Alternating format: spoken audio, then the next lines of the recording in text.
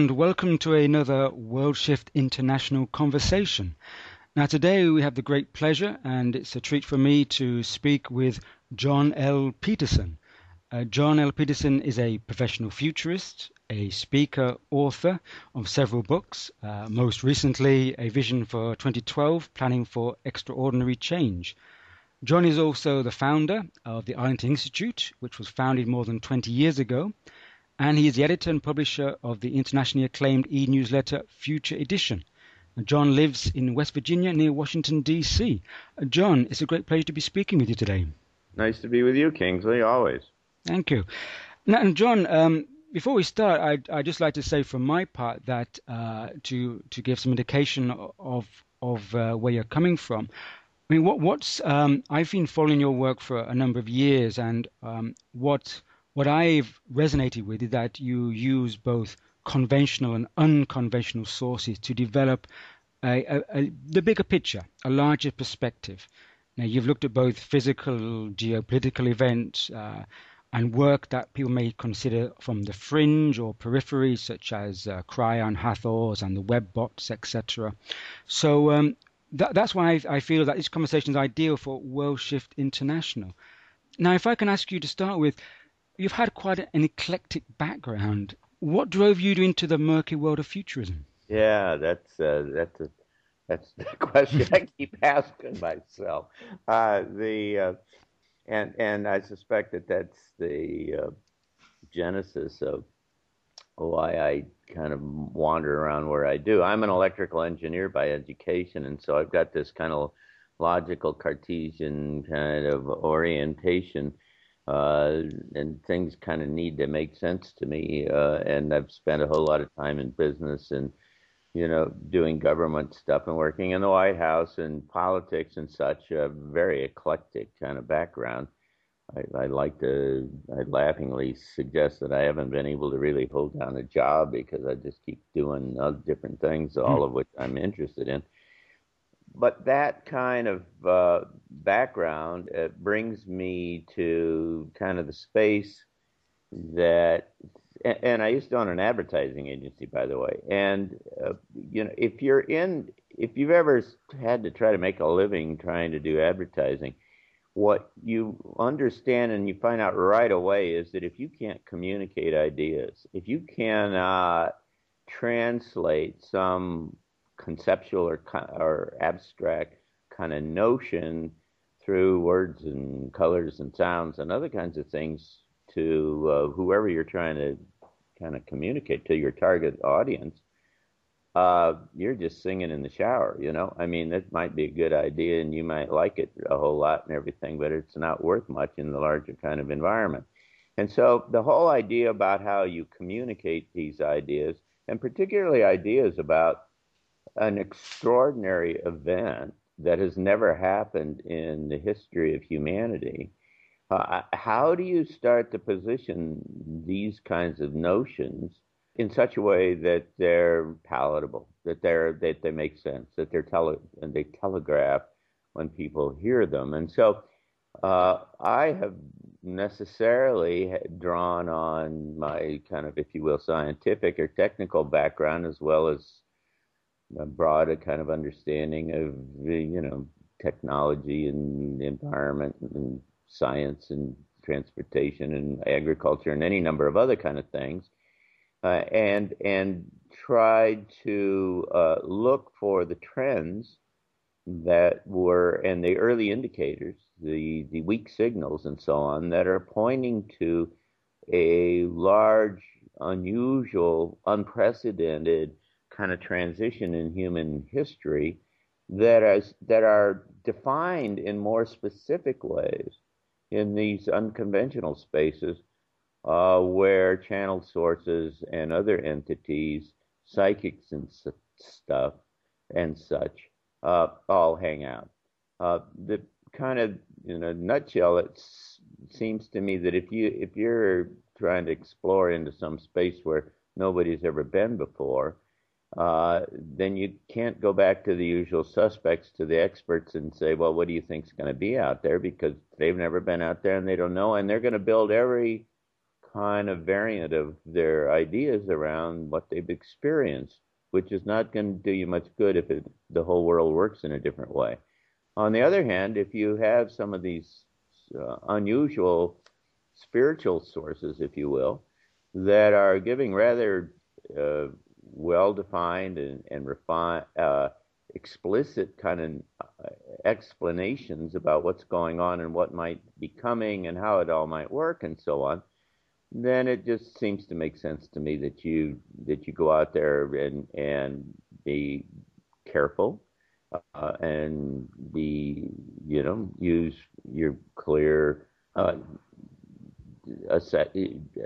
you don't take everything for granted, and you don't buy every strange voice that shows up and every channeler that comes up, because I mean they're like lawyers. They're like lawyers. There are lawyers and there are lawyers, as we all know, and you don't, and you better find one that's good for what you know how to do and knows how to do it. And so I mean, so you need some differentiation, you need some discrimination here. And so I just think that that the nature of this shift, the nature of this transition is so profound and so extraordinary that you just need to reach out and look at everything that you can. And so that's what I do. And by the way, there aren't, as you perhaps allude to, there aren't very many futurists who are willing to kind of walk off the cliff into that kind of space. But I kind of have I like it. It's kind of.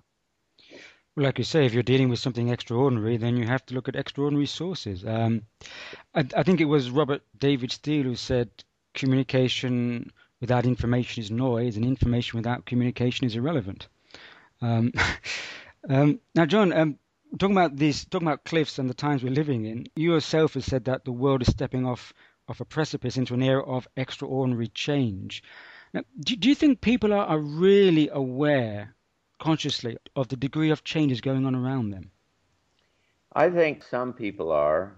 I think, in the past we've talked about what the role of the media and the larger kind of idea shaping forces on this planet, what they're doing and how they're influencing humanity. And I'm afraid that a large number of people watch television and drink beer, and that's about it. And so for them, I don't think so. And even for folks who have a little engagement and think about the process, it's just really easy to buy the next version of the iPhone and just learn how to do it and never think about what in fact is going on and what it is doing to you and what it is allowing you to do and how it is shaping our species, literally, and our society, and the way we live.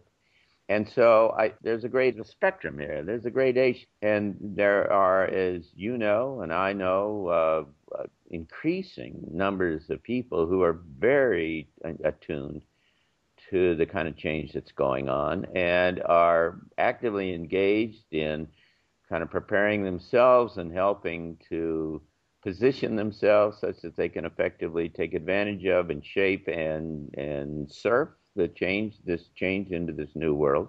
I mean, I'm amazed. I've been, Shanghai, China. I've been all over the world, Chile to San Diego and so on. And everywhere I go, I run into these amazing people.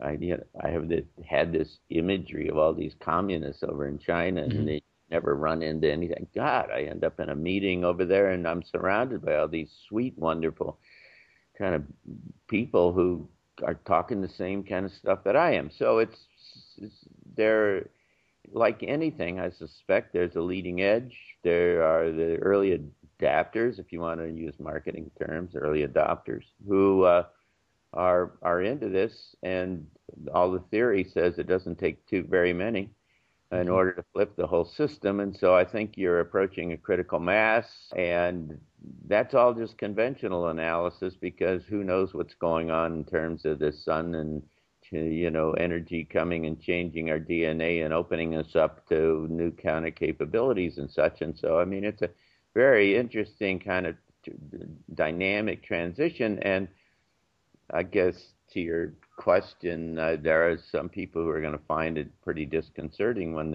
the whole rate of change accelerates, and others who are going to happily surf into the new space. Mm. Yeah, and talking about this accelerating of change, because many physical commentators still have this linear mode of change, and yet seem to miss the exponential shift that can really sweep us away, so to speak. Now, I know you're very familiar and friend with Ray Kurzweil, who's talked a lot about the singularity, and more so from a technological angle. Now, I wonder if you're familiar with a social anthropologist called Ian Morris. He Um, probably he published a book, Why the West Rules for Now. And John, he said that in the 14,000 years between the end of the Ice Age and the turn of the millennium, social development rose 900 points. But if this continues, then exponentially in the next 100 years only, it will raise 4,000 points. wow. Now, he says that's the greatest discontinuity in history. And that's why I mentioned the murky world of the futurism, because how can we imagine the definition of human life in that type of exponential change? Wow. What are your feelings regarding the nature of humanity and the self? Great question, because it flies right into the face of the whole futures business, because the whole notion of trying to think about the future in any kind of professional and organized way is essentially built on trend analysis. And you use that trend analysis and the best kind of mechanism for trying to harness different kind of trends is scenario analysis or scenario planning, which kind of arrays a spectrum of alternative futures out in front of you based upon a variety of kind of things that are important to the organization or the individual that's just doing the analysis. The problem with that is that there is no effective mechanism for looking at discontinuous change, big surprises, wild cards, I call them, and I wrote a book about this. Because when you get exponential change, what you also do is you get the interaction between all of these rapidly changing trends or these discontinuities, these breakthrough kind of technologies and other kinds of stuff. And this interaction, this interdependency between these, because it is, after all, a big complex system. And so you can't look at any one thing by itself. And as the waves of change kind of roll their way through the system, what you get is amazing kind of current explosions and big surprise events and possibilities that you otherwise would never come out of trend analysis.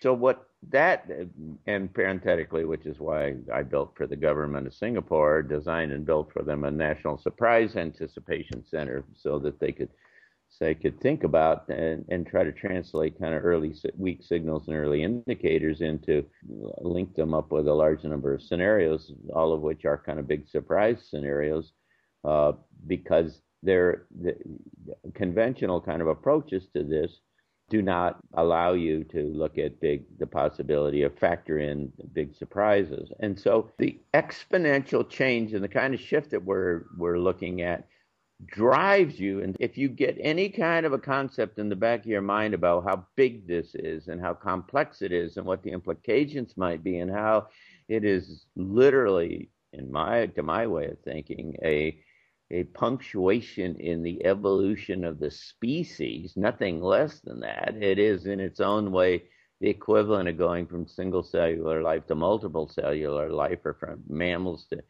vertebrates to mammals or something like that.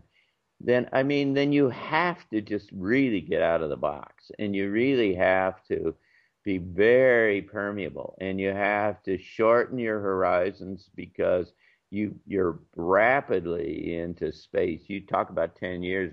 10 years is about as long as I can reasonably start to come up with anything.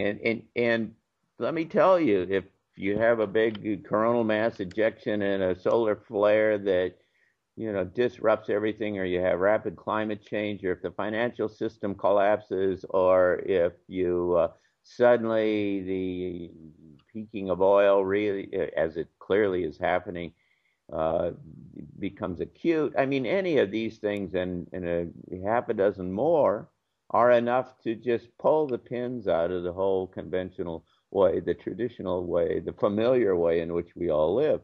And so if you want to make any kind of sense out of that, you have just really got to just step back and you got to open way up and you have to be, and you essentially have to say, man, I don't, there's very little I know about how, for sure, about how this whole thing works.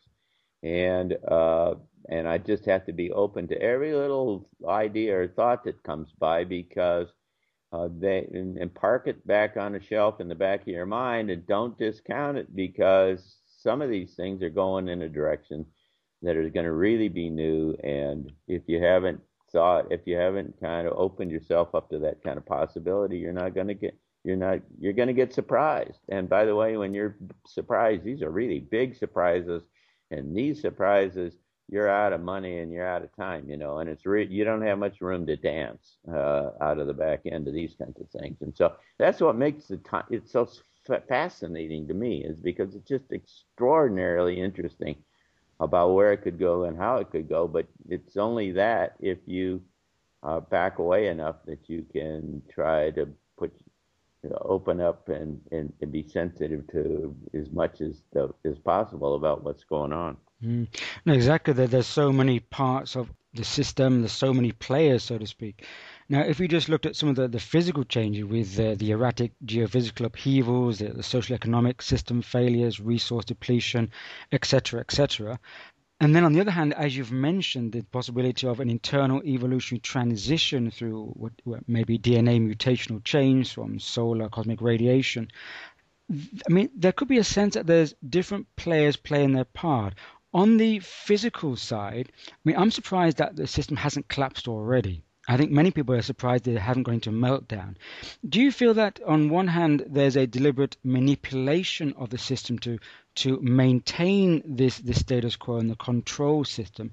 And on the second part of this question is, do you feel that natural processes will push us through this on the side of humanity? Well, that's interesting because I don't know what natural processes are. Organic processes. Well, yeah, I know what you're saying. Let me tell you a story. I was walking a couple of years ago down the streets of Zagreb with a Dutch friend of mine, and it was late in the last Bush administration, and I was railing about what a jerk George Bush was. And he said to me, well, maybe it's the shortcut. And I said, what are you talking about? And he said, well, maybe it's the shortcut. I said, well, what do you mean? He said, well, it could be the shortcut. And I said, come on, tell me what you mean. And he said, well, maybe he's playing this role of acutely forcing the system in one direction such that it reacts in ways that it otherwise wouldn't. And it responds and the pendulum swings back in the other kind of direction. And maybe that's his role. And I just, almost hit my forehead and said, God, I had never thought about that.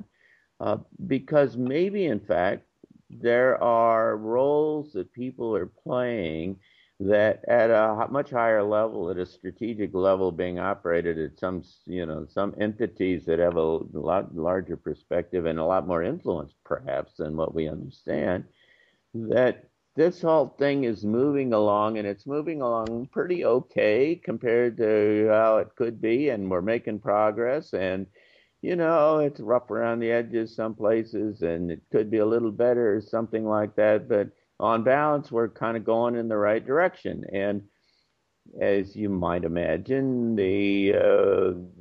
everybody doesn't wake up some morning and become illuminated and enlightened. And so, there's going to be some parts that are going to fight against the system and the progress. And so I'm impressed, for instance, with, as you have suggested, the way that the system has worked so hard to prop itself up and keep itself going. The financial system I'm kind of talking about, in times that every indicator that I could find all was saying the thing was just going off of a cliff next week, and and in fact, they throw money at it. They do things. They manipulate it. They work. They do everything that they can to keep the whole thing going. And having been in politics, let me tell you, there's a whole lot going on in that space too to keep this all going to try to get Barack Obama reelected and such in the United States. And so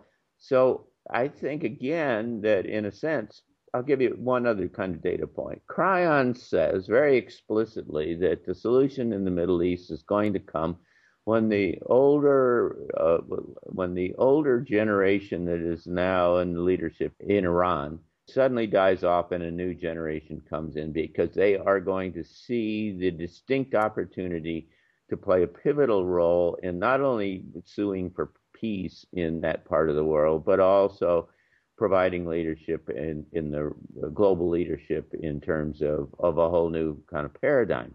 And if you hadn't heard that before from Cryon or somebody like that, where in the world would that idea have shown up? Because everybody's so hard over on the whole notion that the Iranians are building a bomb, which I'm not convinced at all that they're doing. And what I'm trying to say is that there are possibilities here of roles that people play, and they play in a natural kind of way that we get so caught up in the little myopic kind of perspective, the short news cycle, the reactive kind of world that we live in, and we miss the big sweeps of where things are going. And that there are amazing kinds of progress that's being made on the larger scale. And so you talk about natural kind of processes and organic kind of processes. Well, this is a pretty big complex system. And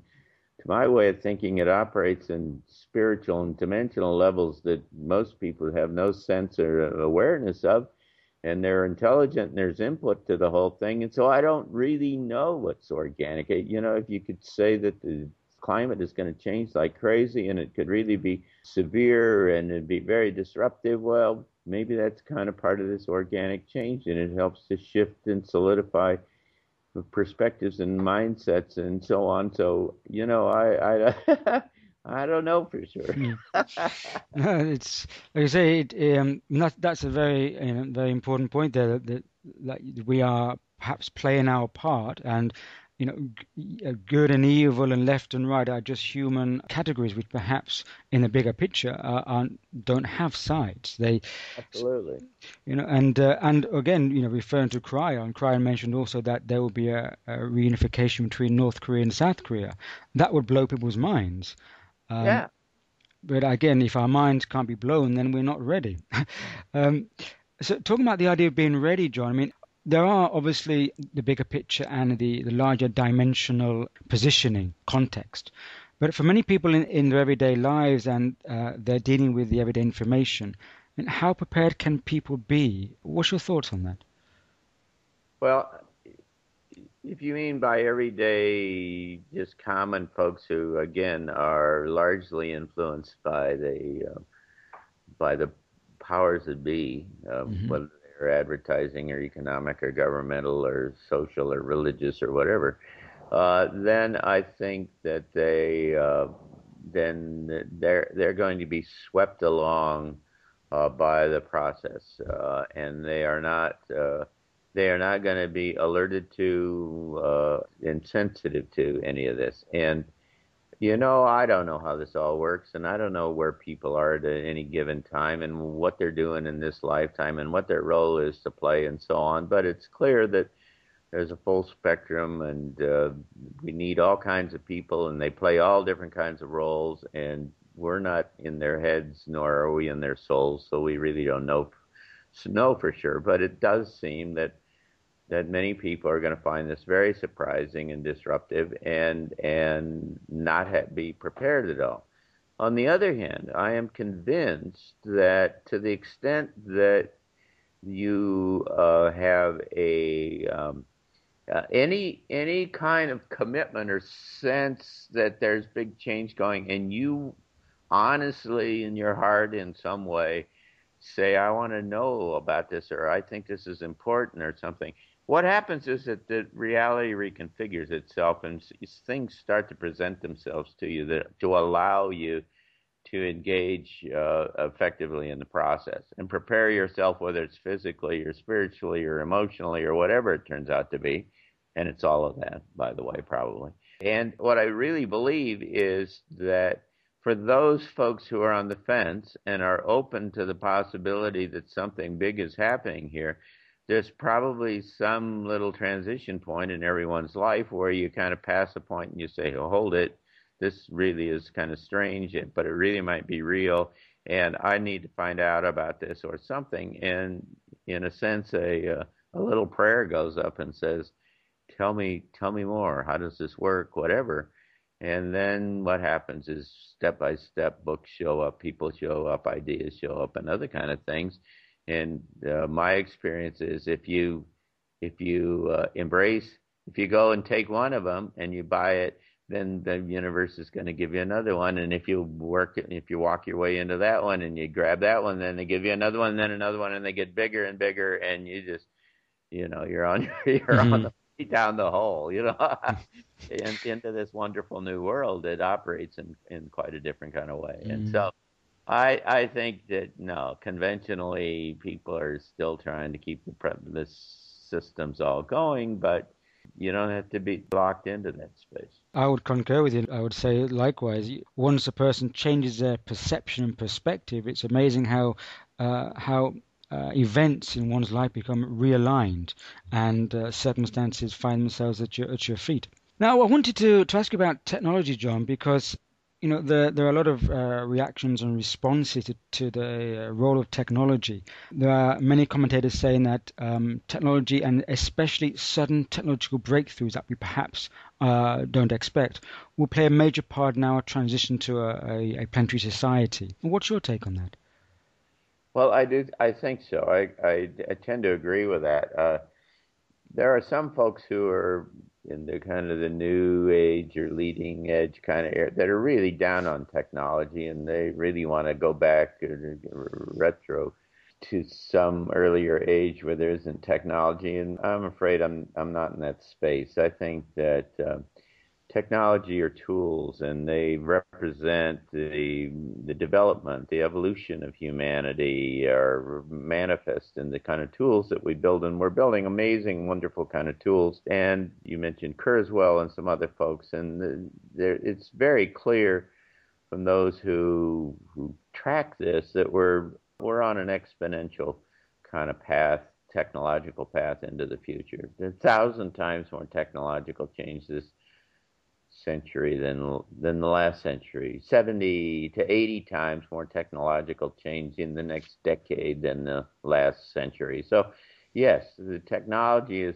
clearly going to drive, as it always has, this kind of change. And the only way you sustain that kind of exponential kind of change is with amazing kind of breakthroughs. This is not a smooth curve. This is if you will, you integrate your way up this kind of curve with these amazing kind of breakthroughs that are fundamental. And so in one sense, you can bet on the come that sometime in the next year or two, somebody's going to do over unity energy, and you're going to get levitation, and you're going to get, on and on. You're going to find new ways to do agriculture, your new buildings. I just was on the phone yesterday with somebody who has a building process that can build a building in one day, a house in one day that is strong, that is earthquake proof, and that is stronger and lighter than anything that we can do today. So I mean, there are these amazing kind of, and also in the social space as well, because I mean, you and I are sitting here having this relatively weird conversation about engaging with spirits and other dimensions and such. And as that kind of matures and becomes commonplace to some of us, man, that opens up possibilities for answers and such. I mean, I got a friend who channels Tesla of all things. I mean, so you want answers to big questions in technology, I know where to go.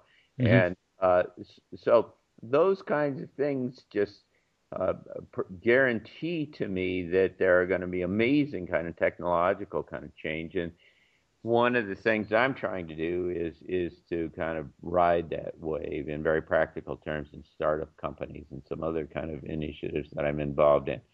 Having said that, the The problem with the whole technological revolution is that if you don't get a mind shift in the middle of this thing, then what you have is you could easily build a scenario of self-destruction because the the common way in which what we've done with technology in the past is that we've rapidly weaponized it.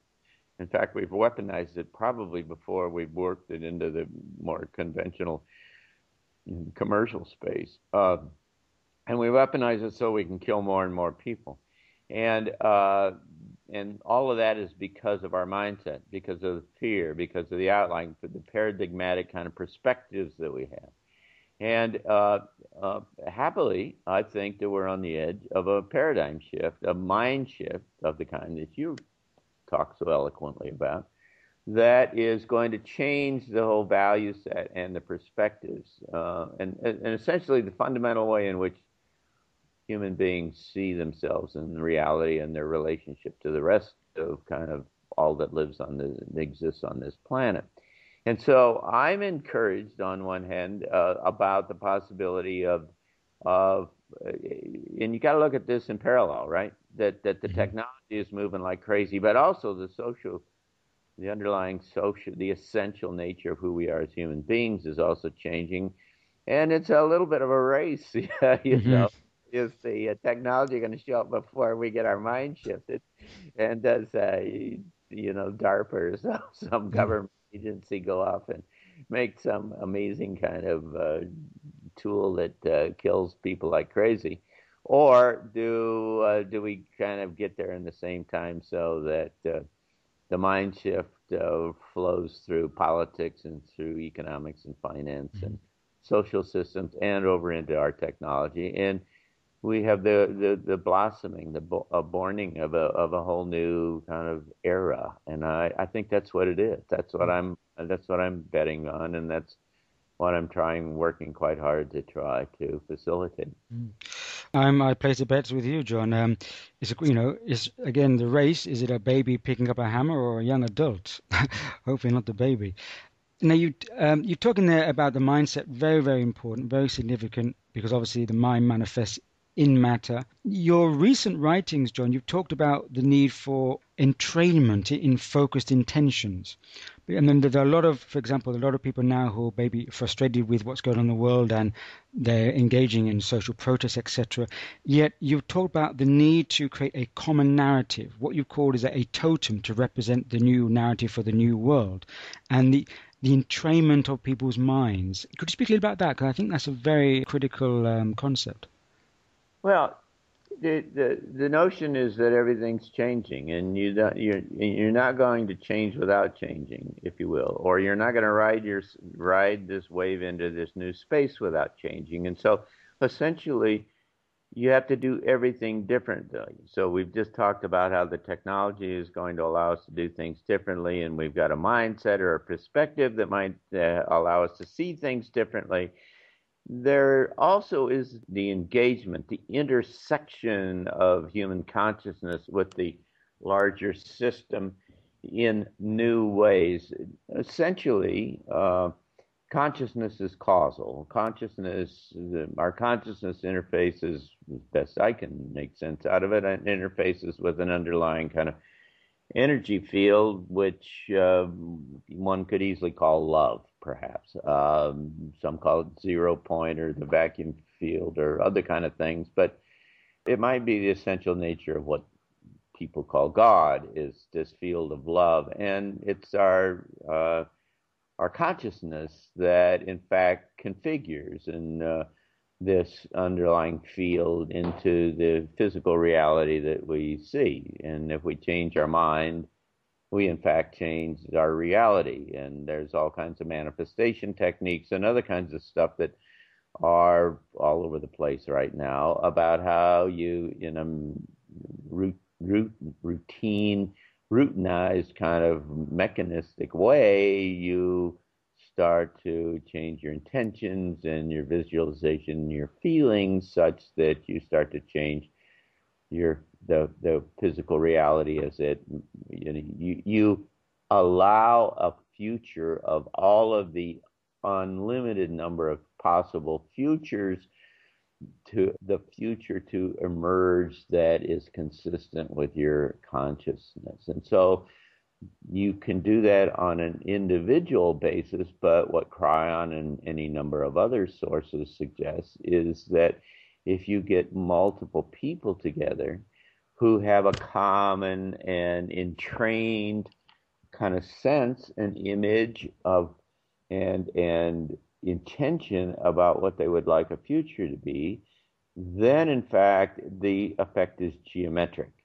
That Cryon, for instance, says that 12 people who are entrained on at around a given kind of future or potentiality are equivalent to something like 25,583 individuals who all are trying on their own to try to get to that same space. And so there's a huge kind of geometric high leveraging that is possible. And the TM guys, the transcendental meditation, I mean, lots of folks have figured this out in different kind of ways and entered into this kind of space.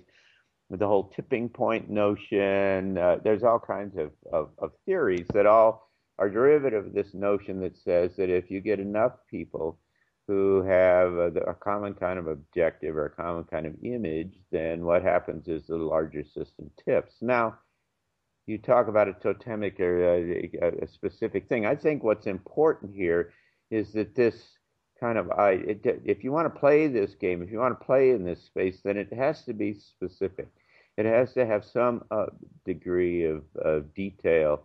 And it can't be kind of love and peace and, joy. And, I'm for all that stuff too, But if you want to make this thing work, is what you have to start to do is get a somewhat clear idea that all people are carrying in their minds of that is common, that has enough detail that you're pretty sure you're all thinking about the same thing, and so that you are in fact entrained toward a specific kind of future or a specific outcome. And to my way of thinking, the way to do that is to start through rather conventional ways to start to build a little model of what this new world might look like based upon, you gather up a set of new principles of how this new world might work based upon these new principles, and those kinds of indicators are all around us, but people have just, I don't think, done it in a systematic way. And if you build this kind of base, I suspect there's only a half a dozen of, live and let live, treat other people like you'd like to be treated yourself. We're all connected to everyone else. I don't know what the principles are. They're probably things like that, almost certainly things like that. If you got a group of kind of thoughtful folks together to kind of build a rough kind of notion of, well, how might that all manifest itself? How might that look? What might that look like if there was a new world that was built around that? Then you could essentially hold it up and brand it, and it could become a totem. It could become an item that represents this larger new world, and you could hold it up and call it New World. This is the new world. And you could hold it up in front of 1 million people on the internet, and you could say, "Hey, here's the possibility of a new world." And I've spent a lot of time thinking about this. I got a whole process, a program for how you might do this. But you could hold this up, and people could look at it and say, "Yeah, but it's red. I think it should be green." And you say, "Hey, that's okay. Good. Let's go." And they say it should be square instead of round. Yeah, sure. And you would have a global conversation specifically around a seed idea about what a new world might look like. And what you would be doing de facto is in training and building. So you could start with a small group that actively was trying to entrain themselves around this, and maybe got together once a week or whatever at a certain time around the world and visualized what this new world might look like. But on the other hand, you could put this idea into the idea space, the global idea space, and let it proliferate and kind of virally run itself around. And you suddenly start to get a whole lot of folks who are not only start to see this in their mind's eye, but they also are engaged in the process of trying to manifest it in one way or another. And so I think that's a practical way in which we could kind of move forward in terms of kind of this transition to this new world. Hmm. Yeah, it's what you're talking about there, John, is I feel a kind of participatory evolutionary future. It sounds similar to kind of an external visualization technique, as many visualization techniques during meditation are internal. To externalize it is to share the totem or the narrative, and to increase, as you say, the entrainment between the intentional focus in the collective human consciousness. That, for me, is a powerful concept. Yeah, I think the key and what's really important is that this get enough definition and enough specificity that you can start to build an image in your mind about what this could look like or how it might work. And again, that's more than love and peace and meditation, and these broad kind of notions. This is a very specific kind of thing that, by the way, you can then start to build and say, so how could transportation work, or how could energy work, or how do governments work, or how do agriculture and other kind of things built around that core kind of concept. And so it's an highly enabling and highly leveraged kind of notion, because once you start to get a sense of the essential nature of how the world works, then you can start to extrapolate it out into more specific areas. That's important to talk about, and to is that the fact that we don't need X million people to gather together to have a revolution to change the world necessarily. Change can come from our individual actions by coming together with like-minded people in small groups to begin with, perhaps, and then sharing the thoughts, sharing the ideas, feeling that solidarity, and it can work in pockets throughout the world in these small groups. Something which I've referred to, amongst others, as the new monastics. People working in their own way quietly and doing their thing and coming together. Yeah, I think so. If I may jump now, John, it's a question. I'm jumping to a larger question, and since you're the expert of wild cards, I'd like to bring out the notion of disclosure, because this it's been heavily talked about. It's hard to pin down, but the socio-political, the human implications of disclosure, the revelation that humanity exists alongside and perhaps most likely in contact with non-human, non-terrestrial or non-dimensional, other dimensional intelligences. I'm leaving that open. Can you say something about that? Yeah, sure. I think an integral part of this transition to this new world is going to be this larger understanding and interface with the larger reality that's other places in our solar system, maybe even on our planet, and certainly in the galaxy. And the indicators are all over that they're here or flying around or whatever they're doing, but they're very real. The question is, as you suggest, how do you get from here to there? And there are a number of initiatives that I am familiar with that are essentially, the image I have is that they're standing outside of the building of the government, and they're throwing rocks at the building, and they're saying, "Come on, you guys, tell us what you know. Tell us what you know." And we're figuring this out, and you're not telling us the whole thing. Well, of course they're not telling the whole thing, because they're the government, and they've got all these, spring loaded into secrecy and fear and all other kinds of stuff in ways that most people don't even begin to understand unless you've been inside the system, which I have. And so on one hand, you have to ask yourself, is this the most effective way to start to open up understanding and knowledge about this whole thing? And for my money, that's not it. To overstate it and simplify it, there's a lot more of them than there are of you, and they got more money and all that kind of stuff. And the press is not as supportive of this as they could be. And if you had the press on your side, then certainly you could shine some light into this space.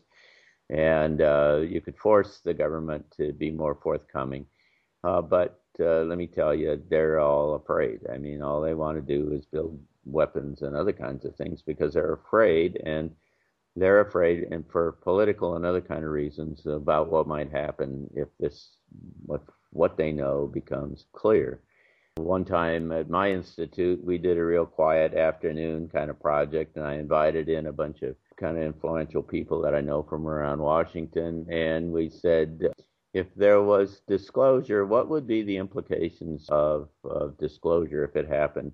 Let's say that the government suddenly stood up. Barack Obama called a press conference and said, I want to tell you that Roswell was real, and we've also been in contact with aliens in the past, and had some kind of a deal. I mean, this is all the usual stuff that all the conspiracy guys, and maybe rightly so, propose, and that we've had a deal, humanity's had a deal with them, and they've been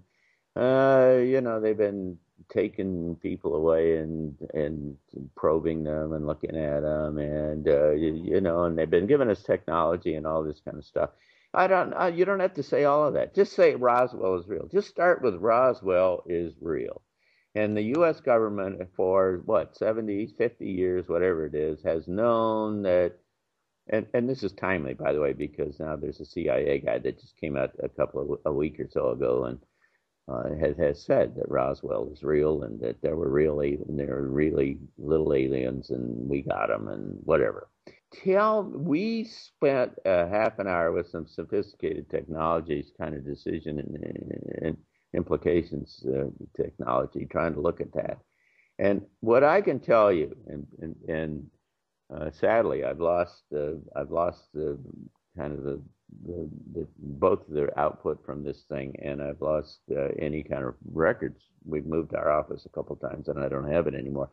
But what we found out was that there was something like 59 different ways in which this could go sideways, and only about 2 ways in which the message would go through, would effectively be embraced by people. When immediately the financial system goes sideways, the religious guys go nuts, the stock market collapse, everybody starts asking questions. Well, if you've been lying to us for 60, right? You've been lying to us, Mr. President, for 60, 50 years. Is that right? Well, I mean, and what else do you know? And and it just goes and it goes. And let me tell you, I have no personal knowledge about this, but I can tell you that if you are on the inside, if I was on the inside and was responsible for this information, you'd be thinking all of those things and saying, how in the world do I make this happen in such a way that it doesn't tear the place down or do a tremendous amount of destruction? Now, admittedly, as I said, they're all into the fear business, and so they're going to figure out every way in which it's going to go wrong and presume it's going to go wrong. And so trying to get them to become transparent openly transparent is probably not a good way to do this. On the other hand, my friend Whitley Strieber has an elegant, brilliant notion. And he says, you're never going to get them all to open all the books and tell you what you're going to do. But what you could do is you could have NASA suddenly stand up and say, look at what we have found. We have found evidence that suggests on the moon or on Mars or something that there really are, these are buildings or some other kind of things, and there really is life out there. And we think this is a subject that's worthy of research.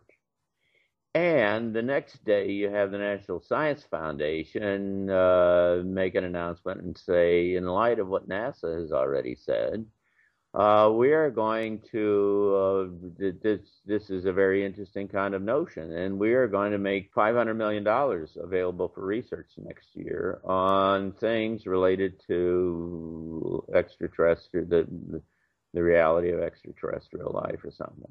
If you did that right, if you finessed that the right way, suddenly the whole scientific community would follow the money, of course, and you would legitimize, which is part of the problem right now, is that for any number of reasons, which certainly might be disinformation, they have delegitimized the whole notion of studying the possibility of life somewhere else, and in any kind of effective way.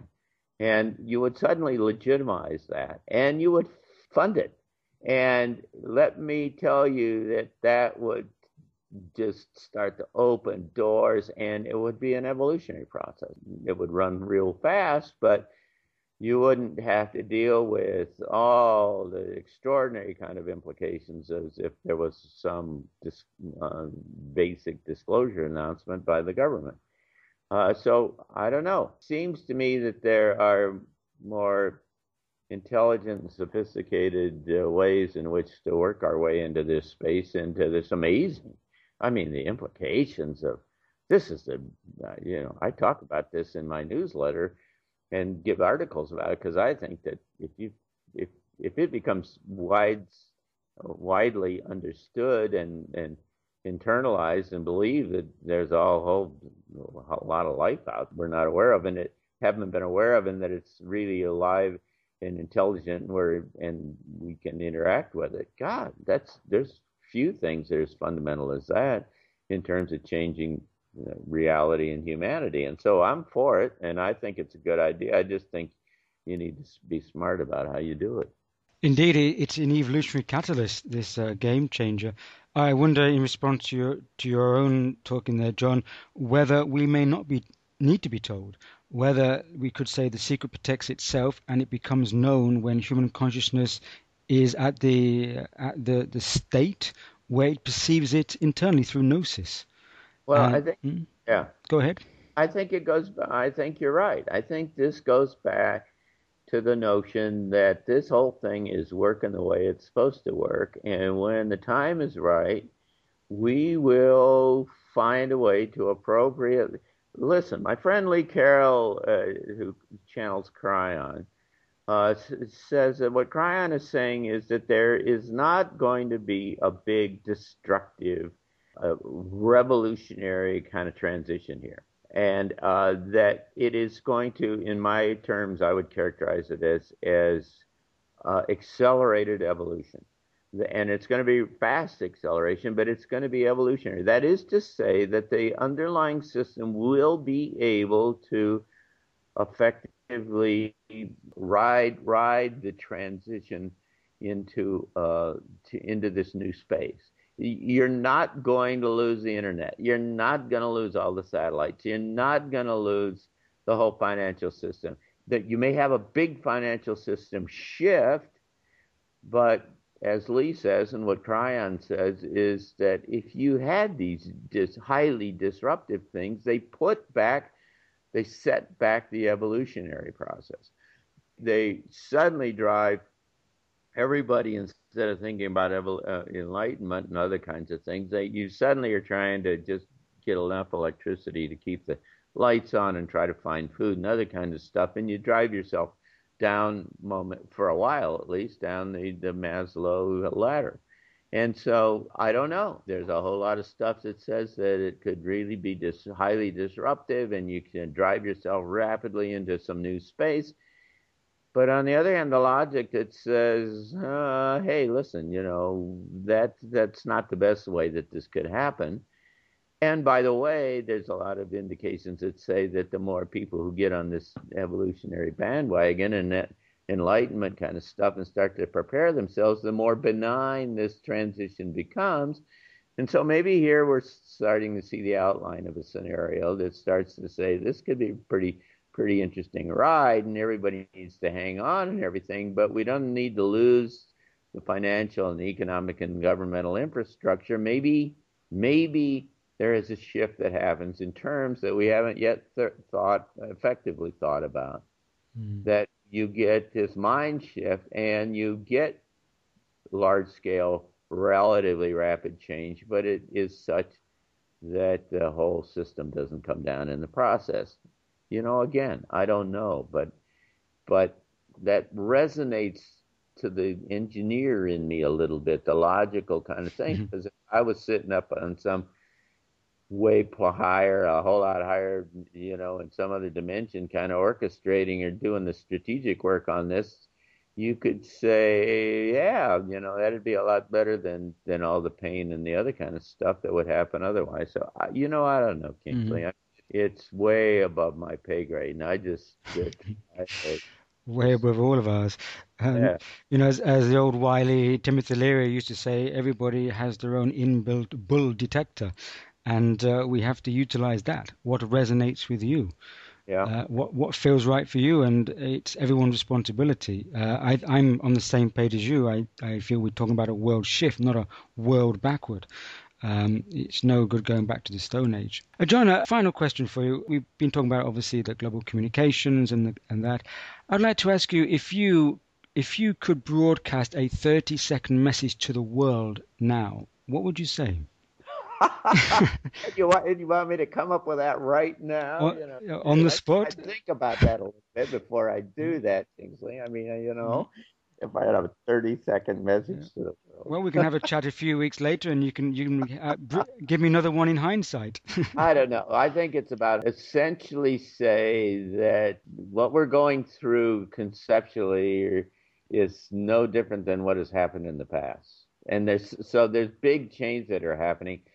But there's an amazing new world out the back end of this. There's the possibility, as many sources say, of 1,000 years of peace and amazing human development and expansion into the rest of the world. And so this is an amazing opportunity, but it has extraordinary hope and excitement for me.